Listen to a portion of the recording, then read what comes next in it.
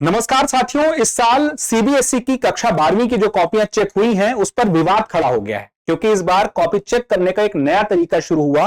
On screen marking, यानी कि direct copy परीक्षक के हाथ में नहीं आएगी जो कॉपी चेक करेगा, बल्कि वह स्क्रीन पे उसकी आएगी कॉपी। और यह पूरी प्रोसेस पहली बार 2026 में क्लास 12th के बच्चों के लिए जब आई तो अब उस पर सवाल खड़े हो गए, क्योंकि नंबर बहुत सारे विद्यार्थियों को जो कम आए थे उन्होंने इसी पर सवाल उठाए। क्योंकि कुछ ऐसे विवाद उठे, जैसे कि एक बच्चे के नंबर कम आए थे तो उसको लगा कि मेरे नंबर कम क्यों आए हैं, और उसने जब अपनी कॉपी चेक करवाई तो पता चला कि जो स्कैन हुई है कॉपी वो काफी धुंधली है। इसके अलावा कुछ पेज जो थे उसकी थे ही नहीं, यानी कि उसकी राइटिंग मैच नहीं करी थी, किसी और की कॉपी उसे भेज दी गई थी। तो यहां पर विवाद खड़ा हुआ, क्या सही से कॉपी चेक हुई है, जिसके नाम पे कॉपी चेक हुई है क्या उसी की कॉपी है, और डिजिटल तरीके से कॉपी चेक कराने में कहीं कुछ गड़बड़ तो नहीं हो रही है। क्या यह व्यवस्था ठीक रहेगी या बच्चों के भविष्य को अंधकार की तरफ ले जाएगी। इसी वजह से मुद्दा जानना जरूरी हो गया कि आखिर ये क्या है पूरा मामला, सीबीएसई आंसर शीट विवाद क्या है। और इसको एक तरफ से सबसे पहले समझते हैं कि आखिर ओएसएम क्या है। On screen marking, on screen marking का मतलब जैसे मैंने बोला कि जो भी परीक्षा इस बार के बच्चों ने दी उनकी कॉपी स्कैन की गई, और कॉपी स्कैन करने के बाद परीक्षा के वहां ने भेजी कॉपी चेक करने के लिए, और कागज पर अंक जैसे पहले देते थे उसकी जगह पहले की प्रणाली में से हमने बदल दिया, किसको, डिजिटल कॉपी पोर्टल पर अपलोड करा दी गई। और इसमें समय ज्यादा लगता था पहले कागज की प्रक्रिया में, और इसको आसान बना दिया गया कि इसमें जल्दी होगा, भेजना आसान हो जाएगा, जल्दी कॉपी चेक हो जाएगी। और उसके बाद इसको पहली बार क्लास 12th में 2026 से लागू कर दिया गया, और क्लास 10th फिजिक्स कल के लिए। तो ये सारी चीजें जो हुई, इसमें विवाद ये उठा कि जो कॉपी धुंधली दिख रही है, जब दिख अच्छे से नहीं रहा, पढ़ने में दिक्कत आ रही है, तो किसी ने अच्छा आंसर लिखा भी होगा तो कैसे अच्छे नंबर पाएगा। कोई कॉपी चेक करने वाला तो पढ़ के देगा, पढ़ने में उसे नहीं आ रहा है, ये सवाल उठा। और दूसरी बात कि क्या सही से कॉपी स्कैन हो रही, क्योंकि बहुत सारे मुद्दे उठे कि कॉपियों के पेज मुड़े हुए हैं, क्या सच में ऐसा था। जब ये बात आगे बढ़ी तो इस पर सवाल उठा कि ये लागू क्यों किया गया। तो ये कहा गया लागू करने की वजह थी कि जल्दी फिजिकली भेजने में समय लगेगा कॉपी को, इसमें जल्दी भेज देंगे।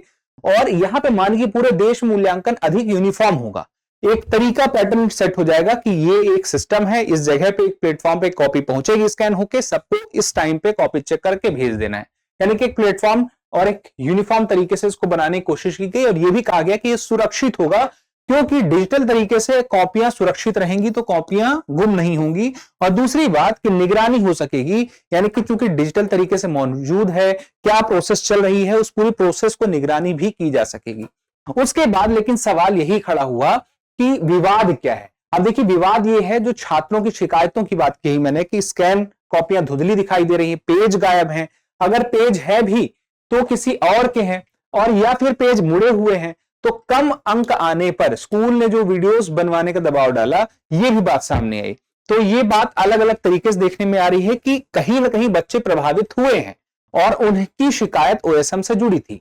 तो यहां पर शिक्षकों ने भी आपत्तियां दी, सिर्फ बच्चों ने नहीं बल्कि उनकी तरफ से भी बात समझ में आई कि यह जो सिस्टम है इसे इतनी जल्दी लाया गया कि इसे अडॉप्ट करना भी आसान नहीं था, तैयारी भी नहीं थी। कोई नया सिस्टम, एक पुराने ढर्रे पे चीजें चल रही थी और एक नए ढर्रे पे शुरुआत हुई, तो कोई नई तकनीकी के साथ शुरुआत करनी है तो क्या उसके लिए हमने उसमें पर्याप्त ट्रेनिंग दी, क्या हम उस तकनीकी को अच्छे से समझा पाए, उस तकनीकी में कोई समस्या आ सकती है, क्या हमने उसके लिए समय निकाला, और उसके साथ ही स्क्रीन पर लंबे समय तक कॉपी को पढ़ना क्या इतना आसान रहेगा। जिसने अभी तक नहीं की थी उसे सीधे 12th बोर्ड की कॉपी ही चेक करनी है, जहां पर बच्चे अपना भविष्य देखने की शुरुआत करते हैं। तो ये जो सवाल थे ये शिक्षकों की तरफ से भी थे कि उन्हें ट्रेनिंग नहीं मिली, प्लस पूरे देश में एक साथ लागू कर दिया गया। बेहतर होता कि ये पायलट प्रोजेक्ट के रूप में लागू होता। यही सवाल उठा। तो इसके बाद एक मुद्दा यह भी उठा कि सिर्फ इतना ही नहीं है, एक शख्स ने यह भी बताया और यह बात सामने आई, सीबीएसई ने भी स्वीकार की कि अभी बहुत सारी खामियां भी हैं इस पूरे प्लेटफॉर्म में। यानी कि जो भी कॉपियां थी वो पब्लिकली एक्सेस की जा सकती थी, डिजिटल जो रूप में मौजूद की गई थी स्कैन करा के। यानी कि सिक्योरिटी ब्रीच हुई, साइबर सिक्योरिटी का खतरा था, उन कॉपियों को खतरा था, और यह बात स्वीकार की गई। तो जिस कंपनी को टेंडर दिया गया है उसके ऊपर जवाब मांगा गया कि यह गलती कैसे हुई। लेकिन बात यही है कि इस पूरी व्यवस्था को लागू करने के पहले हम कोई भी योजना लागू करते हैं, आमतौर में देखेंगे एक पायलट प्रोजेक्ट होता है। वो होता तो वो शायद ज्यादा बेहतर होता, क्योंकि हम अभी कुछ देशों के आपको उदाहरण भी देंगे जहां पर ये चीजें की तो गई हैं, लेकिन स्टेप बाय स्टेप आगे बढ़ा गया है, एक झटके में आगे नहीं बढ़ा गया है। उदाहरण के लिए दुनिया में हम डिजिटल मार्किंग का एक एग्जांपल देखें, यूनाइटेड किंगडम, यूके। यूके में जो ऑन स्क्रीन मार्किंग हुई, तो ये कैसे हुई? ये स्टेप में हुई, यानी कि पहले तो पायलट प्रोजेक्ट के रूप में। अब पायलट प्रोजेक्ट के रूप में होने के बाद यह हुआ कि ट्रेनिंग दी जाए, तो इन्होंने ट्रेनिंग दी। ट्रेनिंग देने के साथ जो प्लेटफॉर्म है, अब जिस प्लेटफॉर्म में कॉपी चेक होनी है, जो कंपनी है, उस कंपनी के साथ भी साइबर सिक्योरिटी को लेकर के सारी चिंताओं को इन्होंने सुनिश्चित किया और अपना समय लिया। सेम चीज ऑस्ट्रेलिया में हुई। ऑस्ट्रेलिया में हाइब्रिड तरीके से, अब ये हाइब्रिड तरीका क्या है? हाइब्रिड तरीका ये था कि कॉपी स्कैन भी होगी और ऑन स्क्रीन मार्किंग होगी, लेकिन इसके साथ में वो जो फिजिकल रूप में कॉपियां मौजूद हैं उनको भी निगरानी में रखा जाएगा, जरूरत पड़ने पर उनका भी उपयोग किया जाएगा और उससे भी क्रॉस चेक किया जाएगा। तो हाइब्रिड तरीके से ऑस्ट्रेलिया ने इसको अपनाया और स्टेप बाय स्टेप ये आगे बढ़ते गए और आज की डेट में हम देखें तो अलग अलग कक्षाओं एक एक करके बढ़ाते हुए ये ऊपर की कक्षाओं में भी करवा रहे हैं। अब इंडिया की बात देखा जाए तो यहां पे ये सफल है, और इंडिया में सीबीएसई ने, केंद्रीय माध्यमिक शिक्षा बोर्ड ने करवाया है, लेकिन ये अभी की स्थिति में सफल नहीं है। अब बात यह है कि जब इसे लागू करवाना है तो इसमें और सुधार की आवश्यकता है, वो इनसे मिली हाल की चुनौतियों और निष्कर्षों से पता चलेगा। ये कि डिजिटल जांच प्रणाली 2026 से जो पहली बार बड़े स्तर पर पूरी कक्षा 12वीं में देश में लागू हुई, अब क्या इसे हमें एक बार फिर से शुरुआत को बेहतर तरीके से करना चाहिए।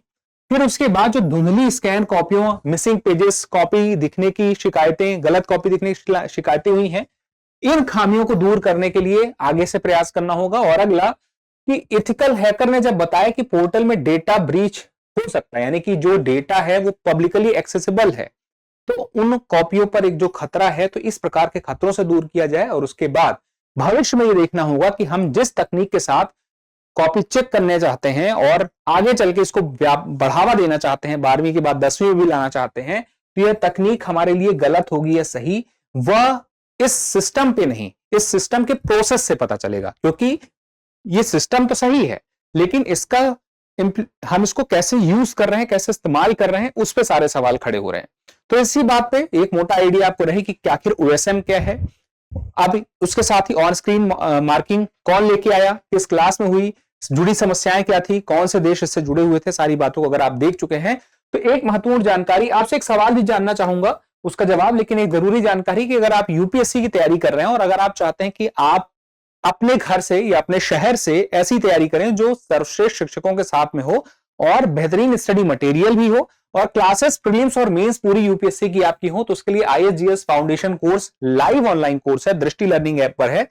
इसमें आपको लगातार 400 स्ट्रक्चर्ड क्लासेस मिलेंगी और सब्जेक्ट वाइज नोट्स मिलेंगे और मेंस के लिए अलग से किताबें मिलेंगी और उसके अलावा प्रीलिम्स के लिए प्रैक्टिस सीरीज भी मिलेगी और आंसर राइटिंग की प्रैक्टिस भी, उसके लिए मूल्यांकन की जो फैसिलिटी है वो ऐप में ही रहेगी कि आप आंसर राइटिंग कर पाए, एआई की सुविधा रहेगी, एआई से अपने क्लासेस का आप रिवीजन कर पाएंगे, समरी ले पाएंगे और टेस्ट भी ले पाएंगे अपना। और इसके साथ ही प्रीलिम्स और मेंस के लिए टेस्ट मिलेंगे ही, करंट अफेयर के भी मटेरियल और टेस्ट मिलेंगे। अगर आपको और अतिरिक्त जानकारी चाहिए इस कोर्स के बारे में तो आप इस नंबर पर कॉल कर सकते हैं 8750187501।